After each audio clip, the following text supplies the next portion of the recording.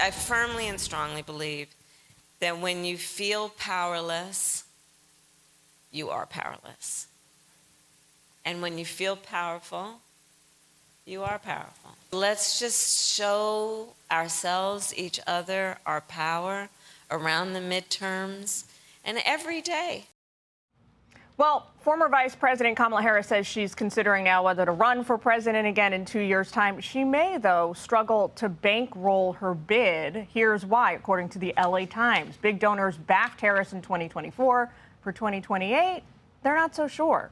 Marc Thiessen's former speechwriter to President George W. Bush, also a Fox News contributor. Marc, one of the reasons big donors, we are made to understand, soured on Kamala Harris last cycle had nothing to do with her power or lack thereof, had nothing to do with President Biden's missteps. It had to do with decisions her campaign made under her watch to funnel obscene amounts of money into these celebrity spots at her campaign rallies, things that donors in the end reportedly came to resent and feel was a waste. Yeah, so I mean, they don't want to support her because she's the political equivalent of the Hindenburg. I mean, this is a disaster for the Democratic Party. This is a candidate who's run for president twice, never won a single primary vote. Just listening to her, it brings me it gives me chills because this is the woman who told us there's a great significance to the passage of time and all these great things like that. She delivers word salads like Biden did, but without the excuse of dementia. Though I don't think anyone has yet proven that this passage of time is not significant, to be fair.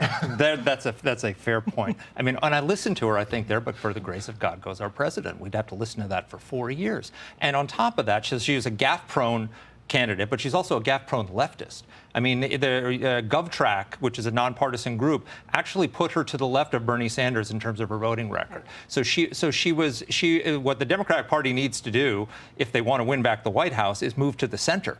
Because the reason why Donald Trump won again is because Joe Biden came in and promised us moderation, and instead they went to the left.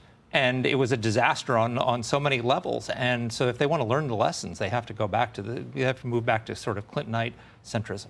With all that being said, in fairness to Harris, she is leading most Democratic polls right now. And as you mentioned, she flamed out in 2020, didn't even make it to the Iowa caucuses. Yeah. She lost to President Trump. We remember her short campaign. It was brat summer, campaign of vibes, not a whole lot of policy. Yeah. Do you think donors are wondering maybe third time's the charm here? Well, I mean, she's probably leading because of name recognition, because she's run nationally.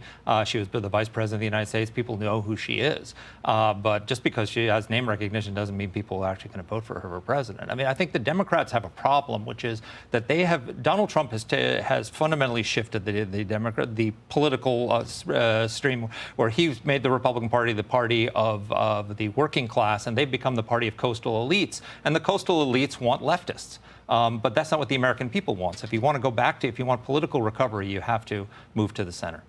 I want to turn your attention to this real quick. Tom Homan is now accusing New York Governor Kathy Hochul of hurting the undocumented illegal immigrants in her state that she purports to help. Take a quick listen to him on Fox and Friends. Governor Hochul's not going to stop President Trump from keeping his promise to American people, make his country safe again. And I said before, one agent can arrest one bad guy in the safety and security of a jail, but when she releases him to the street, we got to send a whole team. What I said to her was not a threat. That's a valid response. If you want to take the jails away from us, when one agent arrests one bad guy, and I got to send a whole team to go look at this bad guy, that means a hell of a lot more agents will be in New York. All right, referee that one. Ask yourself a simple question. Why are Democrats so opposed to deportation? The answer is very simple: redistricting. They've lost the Virginia case. They've lost the Supreme Court on racial gerrymandering, which means they're going to lose a lot of seats. And now they're about to lose the 2030 census. There's been a huge population shift because of bad Democratic governments from blue states to red states, which means they're going to lose more than a dozen congressional seats. And illegal migrants can't vote, but they get counted in the census for population. So Americans are leaving blue states. Illegal migrants are coming in, making up for the population. The only way they hold on to their congressional seats is by bringing illegal migrants in. So this is all about politics. This is all about redistricting. And blue states continue to expand their sanctuary policies, and it's obviously going to be a big topic heading into the midterms and into 2028, as it always is. Marc, great to see you. Thank you. Marc. Be sure to like and subscribe for all the Fox News latest on YouTube and catch full shows streaming now on Fox One.